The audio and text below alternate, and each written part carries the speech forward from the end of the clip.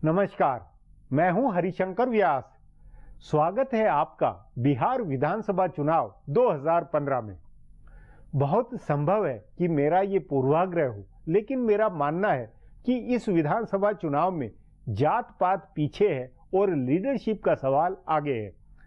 पटना में फिर अभी मुझे लगा कि लोग जातीय समीकरण की जितनी बात करते हैं उससे अधिक नीतीश कुमार, लालू यादव, सुशील मोदी, जीतन राम मांझी और नरेंद्र मोदी का नाम लेते हैं।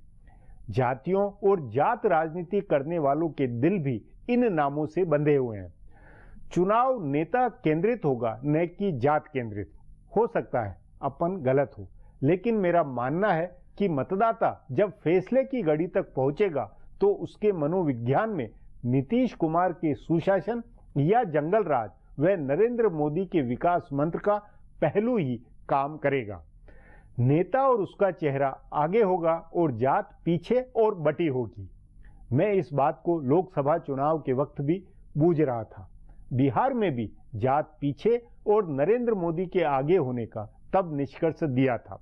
उस स्थिति में विधानसभा चुनाव होने के कारण बदलाव है, लेकिन मतदाता का विचार फिर भी चेहरे पर ही है। बिहार चुनाव में मुद्दे और जातियों की बजाय प्रमुख चेहरों के हावी रहने की संभावना है। अभी से ही नरेंद्र मोदी बनाम नीतीश कुमार की लड़ाई होती दिख रही है। पिछले 25 साल से बिहार में चुनाव चेहरों के इर्द गिर्द सिमटा रहा है। जब तक लालू यादव के मुकाबले नीतीश कुमार का चेहरा नहीं आया था, तब तक कोई उनकी सत्ता को चुनौती नहीं दे सका था।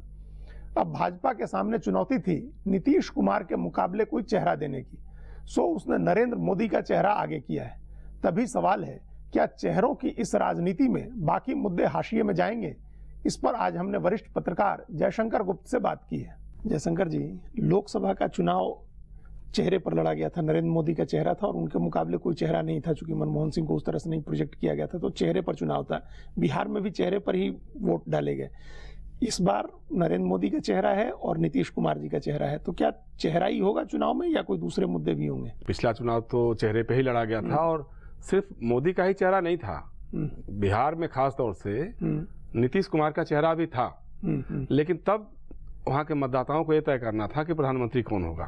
तो प्रधानमंत्री की रेस में नीतीश कुमार तो थे नहीं थे। उनकी पार्टी के जितने लोग लड़ रहे थे वो किसी लेवल तक नहीं पहुंच सकते थे। एक खास इस बार का जो चुनाव है वो क्लियर कट दो चेहरों के बीच में हो रहा है। इस बार फर्क इतना हो रहा है कि नरेंद्र मोदी बिहार के मैदान में नहीं है।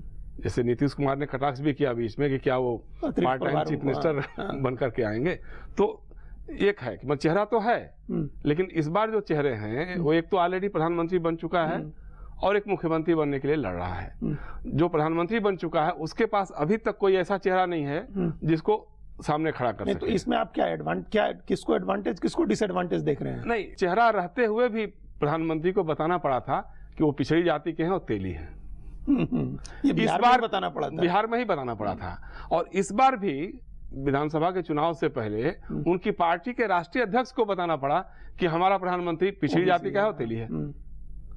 तो सिर्फ चेहरा ही नहीं, चेहरा तो है। अब देखिए, जैसे बिहार में अभी मैं घूम के आ रहा हूं, कुछ दिनों पहले ही गया था मैं, तो जो होर्डिंग्स लगे हुए हैं वो सिर्फ और सिर्फ नीतीश कुमार के लगे हुए हैं या फिर नरेंद्र मोदी के लगे हुए हैं। नरेंद्र मोदी जी के साथ और नेताओं के भी हैं कि हम बदलेंगे बिहार, हम बदलेंगे सरकार। नीतीश कुमार का है कि साहब बदलेगा बिहार, बढ़ रहा है बिहार, प्रगति करेगा बिहार, एक बार फिर नीतीश कुमार। तो एक तरफ वो है, लेकिन नीतीश कुमार के साथ शरद यादव का नहीं है, नीतीश कुमार के साथ लालू यादव का नहीं है, सिर्फ और सिर्फ नीतीश कुमार का है। तो मतलब चूंकि उसके गठबंधन ने सामने रख भी दिया है कि अगर सरकार बनेगी तो मुख्यमंत्री नीतीश कुमार होंगे, इसमें कोई शक और संदेह की बात नहीं है। हमने ये सवाल पूछने का मकसद ये है कि वो चेहरा था और ओबीसी बताया गया, इसके बावजूद नरेंद्र मोदी के लिए जाति की रेखा टूटी थी। बिहार में जहां बहुत ज्यादा इस तरह की पॉलिटिक्स होती रही है और उस आधार पर गोलबंदी कराई जाती है, वो एक लेवल पर टूटा, सबका वोट मिला उनको। तो इस बार वो चेहरा होगा तो वो बंधन ढीले होंगे क्या? जातियां एक दूसरे को अपने पुराने वो पूर्वाग्रह छोड़ के वोट डालेंगी क्या? नहीं, कमोबेश तो लगभग वही रहेगा। देखिए, पिछले चुनाव में दो तीन चीजें हुई। एक तो जो वहां का अपर कास्ट है वो अलग होने के साथ ही बीजेपी के साथ अपने को जुड़ा हुआ मानने लगा था, जब से नीतीश कुमार और बीजेपी का अलगाव हुआ। अत्यंत पिछड़ी जातियों में जरूर बीजेपी ने घुसपैठ किया, जो प्रधानमंत्री की पिछड़ी इमेज थी, तेली और बैकवर्ड हैं, तो उसके जरिए जरूर एक इनरोड हुआ था। अब इस बार के चुनाव में लोग देखना चाहते हैं ना कि भाई आप प्रधानमंत्री जब बन गए, 14 महीने बीत गए, तो आपने पिछड़ी जातियों के लिए क्या किया, तेलियों के लिए क्या किया, बिहार के लिए क्या किया? तो ये सवाल तो उठेगा, क्योंकि अब आप ट्राइड और टेस्टेड हो चुके हैं, 14 महीने आपके बीत चुके हैं, आपको बताना पड़ेगा कि आपने क्या किया। तो एक तो ये है। अच्छा, दूसरा यह है कि आप प्रधानमंत्री हैं, आप मुख्यमंत्री नहीं बनने वाले हैं। मुख्यमंत्री का कैंडिडेट अभी भी आपका पर्दे में है, सुशील मोदी होंगे या नंदकिशोर यादव होंगे या कोई और होगा, अपर कास्ट से हुआ या कोई, मतलब बहुत सारे नाम तो तैर रहे हैं, राधा मोहन सिंह जी भी हैं, लेकिन अभी क्लियर कट नहीं हो रहा कि हाँ इस चेहरे का मुकाबला कौन चेहरा करेगा। तो इस मामले में जो चेहरा ये पेश कर रहे हैं वो ऑलरेडी पदस्थापित है।